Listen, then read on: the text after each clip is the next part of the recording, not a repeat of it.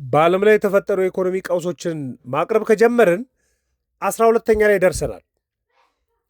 የ2008 የፋይናንሽያል ክራይሲስን ካቀረብን በኋላ ልክ እሱን ተከትሎ አንድ የመጣው ችግር ምንድን ነው? አውሮፓ ውስጥ ያሉ ሀገራቶች ሌላ ቀውስ ውስጥ ነው የገቡት። የዩሮዞን ሶቨርኒቲ ዴት ክራይሲስ ውስጥ ነው የገቡት።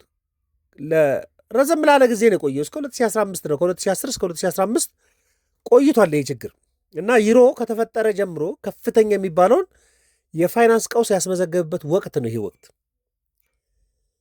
ዩሮ ከተመሰረተ ጀምሮ እንግዲህ ዩሮ ዞን በ1999 የተመሰረተ ነው። በ11 የአውሮፓ ህብረት አባል ሀገራቶች ነው የተመሰረተው ዩሮ ዞን ውስጥ የገቡት።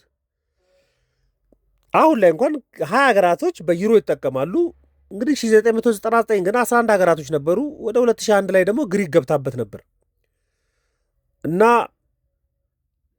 የአውሮፓ ባንክንም ጨምሮ ይጠቀማሉ። ከ2002 ጀምሮ ደግሞ ዩሮ የሚባለውን ከረንሲ የራሳቸውን ሲንግል ከረንሲ አሳትመው እስካሁን ድረስ ይጠቀማሉ። ስለዚህ አባል ሀገራቶች እነዚህ 20 አባል ሀገራቶች የየራሳቸው የሚባል ገንዘብ የላቸውም፣ አጥፍተው ነው። ጀርመንም የራሷን ገንዘብ አጥፍታ ነው። ስፔንም፣ ግሪክም፣ ጣሊያንም፣ ፖርቹጋልም፣ ፈረንሳይም፣ ጀርመን ሁሉም ሀገራቶች የየራሳቸውን ገንዘብ አጠፉና ዩሮ የሚባል ከረንሲ ይዘው ነው የቀጠሉት ከ2002 ጀምሮ። ከ2002 ጀምሮ ለመጀመሪያ ጊዜ ትልቅ ቀውስ ውስጥ የገቡት የዩሮ ዞን ሶቨርኒቲ ዴት ክራይሲስ የሚባለው ከ2010 ጀምሮ ነው። 2009 አሜሪካ የነበረው የፋይናንሻል ክራይሲስ ከተጠናቀቀ በኋላ ማለት እና ይሄ የዩሮ አባል ሀገራቶች የተቋቋሙት አንድ ነጠላ ምንዛሬ የሆነ ዩሮ ለመፍጠር ፈልገው ነው እና ጀርመንም፣ ፈረንሳይም፣ ጣሊያንም፣ ግሪክም፣ ስፔንም ፖርቹጋልም ኢኮኖሚያቸውን ለማዋሃድ ነበር ያደረጉት እና ጠንካራ የሆኑ ስራዎችን ሰርተዋል። በቃ ኢኮኖሚያቸውን ለማረጋገጥ የንግድ ስርዓቶችን ለማመቻቸት ጠንካራ ኢኮኖሚ ለመፍጠር ግን የተዋሃደ የፊስካል ፖሊሲ አልነበራቸውም። የፊስካል ፖሊሲ ምክንያቱም የገንዘብ ፖሊሲው በአውሮፓ ማዕከላዊ ባንክ ሊመራ ይችላል፣ በሱ በኩል ይመራል። ግን እያንዳንዱ ሀገር የራሱን በጀት ይቆጣጠራል። ፊስካል ፖሊሲ የሚባለው በጀት፣ ግብር፣ ታክስ ምናምን የሚባለው ነው። ምን ማለት ነው? ጀርመን ለምሳሌ ሚዛናዊ የሆነ የበጀት አያያዝ ሊኖራት ይችላል። ግሪክ ደግሞ ቀውስ ውስጥ ልገባ ትችላለች። እና ለዚህ ቀውስ ምክንያት በጣም ብዙ የሚነሱ እርስ በርሳቸው የሚነሱ ብዙ ምክንያቶች ነበሩ። የመጀመሪያው አንዳንድ ሀገራቶች ከመጠን በላይ ዕዳ አከማይተው ነበር። በዋናነት እነ ግሪክ ናቸው። በዋናነት ከጠቅላላ ሀገራዊ ምርቷ እስከ 130% ዕዳዋ የውጭ ዕዳዋ ሲካፈል ለጠቅላላ ሀገራዊ ምርት 130% 8 ቢሊዮን ዩሮ ዕዳ ነበረባት። በጣም ከፍተኛ ዕዳ ነው የነበረባቸው እና ከመጠን በላይ ዕዳ ግሪክም ነበረባት፣ ፖርቹጋልም ነበረባት፣ አየርላንድም ለምሳሌ ጣሊያንም ኦልሞስት 118% ከጠቅላላ ሀገራዊ ምርት ዕዳ ነበረባት። አየርላንድ ወደ 93%ቱ ከጠቅላላ ሀገራዊ ምርት ዕዳ ነው። ፖርቹጋል 81% ዕዳ ነው። ስፔን ወደ 63% ዕዳ ነው። ዕዳቸው በጣም ከፍተኛ ነበር የነበረው ማለት ነው ከጠቅላላ ሀገራዊ ምርት ሲሰላ። ይሄ ችግር እየፈጠረ መጣ በየሂደቱ ማለት ነው። ደካማ የሆነ የፊስካል ፖሊሲ ስርዓትና ቁጥጥር ነበራቸው። ለምሳሌ የበጀት ጉድለት ሲገጥማቸው እሱን ለመቅረፍ ያላቸው እንቅስቃሴ ደካማ የሚባል ነበር። ደግሞ አንዳንድ ስምምነቶችን በአግባቡ አይተገብሩም ነበር አንዳንድ ሀገራቶች። እንዲያውም በጣም የሚተቸው ምንድን ነው? በተለይ ግሪክ የምትተቸው በስተት ሪፖርት ያደርጉ ነበር ያለባችሁ ዕዳ ሲባሉ። አሁን ለምሳሌ ግሪክ ያለብሽ ዕዳ ስትባል ከጠቅላላ ሀገራዊ ምርት የነበረባት ዕዳ 15% እንኳን ደርሶ ግን 7% እያለች የውሸት ሪፖርት ታወጣ ነበር። ሌሎችም ሀገራቶች ዕዳቸውን ይደብቁ ነበር፣ አባል ሀገራቶች ውስጥ ተደብቀው ማለት ነው። 2009ና 2008 ደግሞ የነበረው የዓለም የፋይናንስ ክራይሲስ ደግሞ ዕዳ ጨመረባቸው። ለአውሮፓ ከፍተኛ ዕዳ ነው የሆነው። በቃ እሱን ለመቋቋም የታክስ ገቢም ሲቀንሱ ነበር፣ ዋስትና በሙሉ አጥተው ነበር። የባንክ ዘርፎቻቸው በጣም ድክመት ውስጥ ገብተው ነበር። በቃ ሊኩዲቲ ክራይስ ውስጥ ገብቶ ነበረ። እነዚህ በሙሉ ምክንያት ነበሩ። ተደማምሮ ነው ችግር የተፈጠረው። ይሄ እንደው መዋቅራዊ ችግርም ነበረበት ነው የሚባሉ። አንዳንድ ሀገራቶች ጠንካራ ናቸው። ለምሳሌ ግሪክና ፖርቹጋል ከጀርመን ጋር ሊፎካከሩ የሚችሉ አልነበሩም። ጀርመን ጠንካራና ሲሪየስ የሆነ የፊስካል ፖሊሲ ስርዓትን ትከተል ነበር። ግን አንድ ከረንሲ እየተጠቀሙ ስለሆነ አንዷ ስትወርቅ ሌሎቹም በሙሉ ይዘው የወረዱት። ግሪክና ፖርቹጋልን ለማዳን ነው ጥረት ሲያደርጉ የነበሩ እና ደካማ የሆነ ተወዳዳሪነት ተፈጥሮ ነበር በዩሮ ዞን ስርዓት ውስጥ ማለት ነው። እና የችግር መቼ ነው የታወቀው ካላችሁኝ 2010 ላይ ግሪክ ዕዳዋ ትክክለኛ ተዋሽ የነበረውን ዕዳ ሊትራሊ ለዛ ነው ዝቅ አድርጋ ሪፖርት አድርግ የነበረውን ማመን የጀመረች ጊዜ ከፍተኛ ድንጋጤ ነው በአውሮፓ ውስጥ በፋይናንሻል ገበያ ውስጥ ከፍተኛ ድንጋጤ ተፈጠረ። ጠቅላላይ አገራዊ ምርቷ ዕዳዋ ለጠቅላላ አገራዊ ምርት ያለው ድርሻ ከፍተኛ መሆኑን አመነች። በፊት በጣም ብዙ ፐርሰንት ዝቅ እያደረገች ነበር ሪፖርት የምታቀርበው እና ገበያው ላይ ድንጋጤ ተፈጠረ። ለግሪክ በጣም አደገኛ ነው። አይርላንድን በተመሳሳይ ፖርቹጋልም እንደዛው ነበረች። ኢቭን እነ ስፔን ውስጥ የቦንድ ዋጋ በሙሉ ነው የወረደው። በቃ ባለሀብቶች ኪሳራ አይነት ስሜት እንዲሰማቸው ነው በወቅቱ ማለት ነው። እና የአውሮፓ ህብረት ከዓለም አቀፉ የገንዘብ ድርጅት ከአይኤምኤፍ ጋር በመሆን እነዚህን ሁኔታዎች ለመፍታት አንዳንድ እርምጃዎችንም ሲወስዱ ነበር። ለምሳሌ የቁጠባ እርምጃ እንዲኖራቸው፣ የድጎማ ፓኬጆቻቸውን እንዲያስተካክሉ፣ የውጭ ቅነሳ እንዲያደርጉ፣ የግብር ጭማሪዎችን በቃ የግብር ጭማሪማ በጣም ፖለቲካል ቀውስ ያመጣባቸው ነበር። የመዋቅር ማሻሻያ መደረግ አለበት የሚል ሀሳብ ሲቀርብ ነው። በቃ የመንግስት ቦንድ፣ የግምጃ ቤት ሰነድ በሙሉ ኢምፓክት ሁሉም ላይ ነው የመጣው እና መክፈል ነው የተቸገሩ። መክፈል ሲቸገሩ እንደ ግሪክ ያሉ ሀገራቶች ወለድን ጨምረው ነበር። ብድር በጣም ውድ መሆን ጀመረ። ባለሀብቱ በነዛ ሀገራቶች ላይ ያለው መተማመን በጣም ከፍተኛ ወረደ።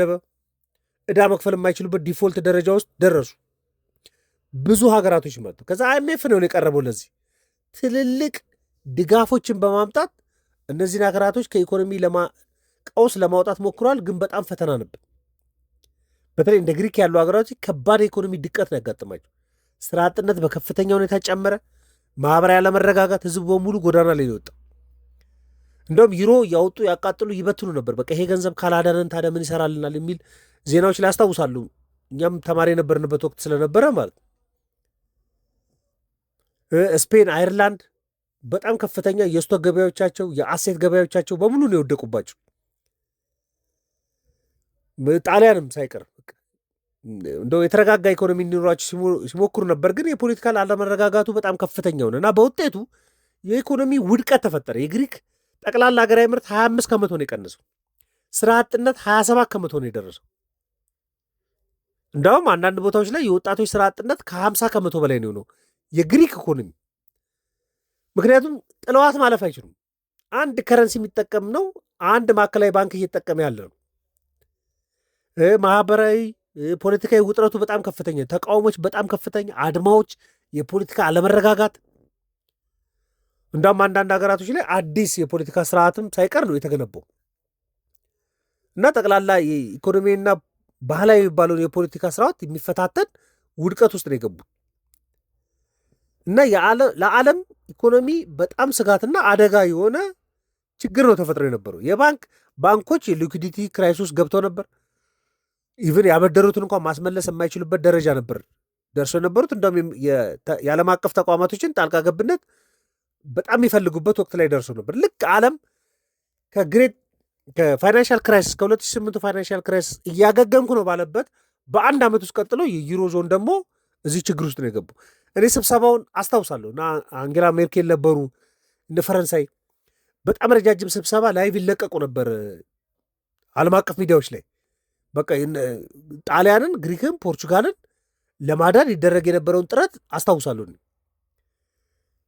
እንደ ዩሮ ዞን ነው ነገሩን ለማሻሻል እና በጣም ብዙ ማሻሻዮች አቅርበው ነበር። የአውሮፓ ህብረት ጥብቅ የፋይናንስ ክትትል እንዲተገበር ሲያስገድድ ነበር በወቅቱ ማለት ነው እና በጋራ አይኤምኤፍ እና የአውሮፓ ህብረት በጣም ከፍተኛ ድጋፍ ለእነዚህ ሀገራቶች ይሰጡ ነበር። ለግሪክ ብቻ የ260 ቢሊዮን ዩሮ ድጋፍ ነው የቀረበው ከዛ ቀውስ ውስጥ ለማውጣት ማለት ነው። ለየሁሉም ሀገራቶች የየድርሻቸውን ድጋፍ ለማድረግ ጥረት ሲያደርጉ ነበር። ግን ለዓለም ያስተማረው አለ ይሄ ቀውስ። አንደኛው የፊስካል ፖሊሲ ስርዓትን ሳያሻሽሉ ምንዛሬን አንድ ማድረግ፣ ነጠላ ምንዛሬን መጠቀም በጣም አደገኛ መሆኑ ዓለም ያረጋግጠበት ነው። ወደፊት እንደው የአፍሪካ እንኳን አንድ ወጥ የሆነ ገንዘብ እጠቀማለሁ ብትል ብዙ መማር የሚኖርባት ጉዳይ ነው የሚሆነው። ይሄ የዩሮ ጉዳይ ማለት ነው። አንድ ከረንሲ የፊስካል ፖሊሲ ጠንካራ ሳይሆን በደንብ ጠንካራ ሳይሆን አንድ ከረንሲ መጠቀም አደጋ እና ለአደጋ የሚያጋልጥ መሆኑን ለዓለም አስተምሯል።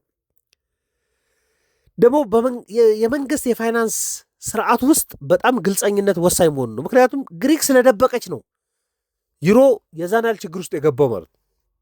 ጠቅላላ ያለባትን ዕዳ አልናገርም ትል ነበር፣ ወይ ደግሞ ዝቅ አድርጋ ሪፖርት አደረግ ነበር። ብድሩን የምትወስድ የነበረው መሰረተ ልማቶችን ለማሟላት የህዝብ አገልግሎቶች ለማቅረብ ነው። በኋላ ላይ ግን ዕዳ መክፈል ስትቸገር ስታደርግ የነበረው ምንድን ነው? የጡረታ ዓመት ዕድሜን ስትቀንስ ነበር። ለደሞዝ ይሰጡ የነበረው አለዋንሶችን ስትቀንስ ነበር እና ብዙ ሰዎች ኮምፕሌን እንዲያቀርቡ የሆነበት ለማስተካከል ማለት እንደውም በግሪክ ውስጥ ምናምን የሚኖሩ ሰዎች ከፋይናንሻል ቀውስ እንኳን ለመውጣት በገንዘብ መዳን አንችልም የሚል ወደ ጓሮ አትክልት ስርዓት ውስጥ ይመጡ እንደነበረ የዛን ጊዜ ዜናዎች በጣም ብዙ ይታዩ ነበር።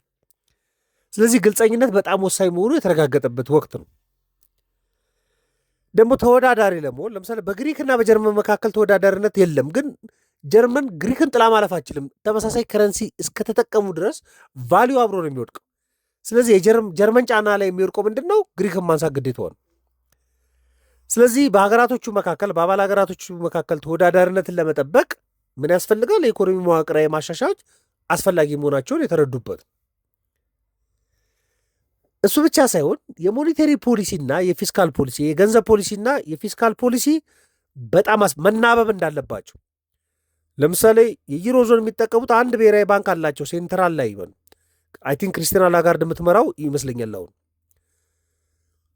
ነገር ግን የራሳቸው ፊስካል ፖሊሲ ነው ደግሞ የሚመሩት ሀገራቶች። የራሳቸው በጀት አላቸው፣ የራሳቸው ደሞዝ ስርዓት አላቸው፣ የራሳቸው የታክስ ስርዓት አላቸው። ግን ሁለቱ ካልተናበበ በስተቀር ጤነኛ እንደማይሆን የተረጋገጠበት ነው በደንብ ማለት። ኢትዮጵያ ውስጥም እንደዛ ይመከራል። አንድ ሀገርም ብሔራዊ ባንክና የገንዘብ ሚኒስቴር ካልተናበቡ በስተቀር ኢትዮጵያ ውስጥ ያለ ሁኔታ ጤነኛ ሊሆን አይችልም። ኢትስ ኦብቪየስ።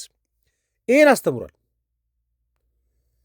አንዳንዶቹ ጠንካራ ናቸው። አውሮፓ ውስጥም የዩሮዞን ላይ ለምሳሌ ጀርመንና ኔዘርላንድ ጠንካራ የሚባል የፊስካል ፖሊሲ ዲሲፕሊን ያላቸው ሀገራቶች ናቸው። በአንጻሩ የተሻሉ የሚባሉት እነሱ ናቸው።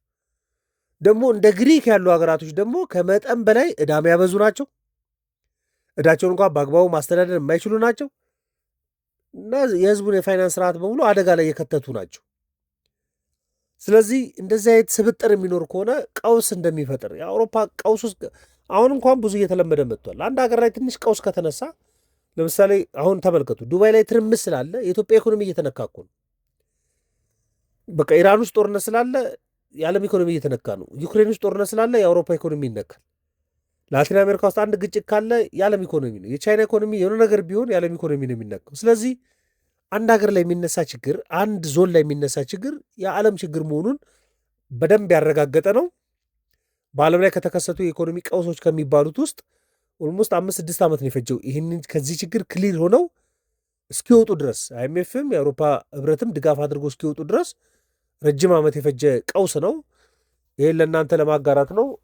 ከዚህ በኋላም የተፈጠሩ ቀውሶች አሉ ከኮቪድ-19 እስከ ራሽያና የዩክሬን ጦርነት ድረስ። አሁን ደግሞ እናውራ ካልን ደግሞ እዚህ መካከለኛ ምስራቅ ላይ ያለው ጦርነት፣ እነዚህ በሙሉ በዓለም ላይ የተፈጠሩ የኢኮኖሚ ቀውሶችን በሂደት የምናወራበት ከ14ኛው ክፍለ ዘመን የጀመረው አሁን እንኳን ልንጨርስ አካባቢ ላይ ነው። የሚቀጥለውን ደግሞ በሌላ ቀን አቅርብላችኋለሁ። ላይክ፣ ሰብስክራይብ እንድታደርጉ ጋብዛችኋለሁ። መልካም ቀን።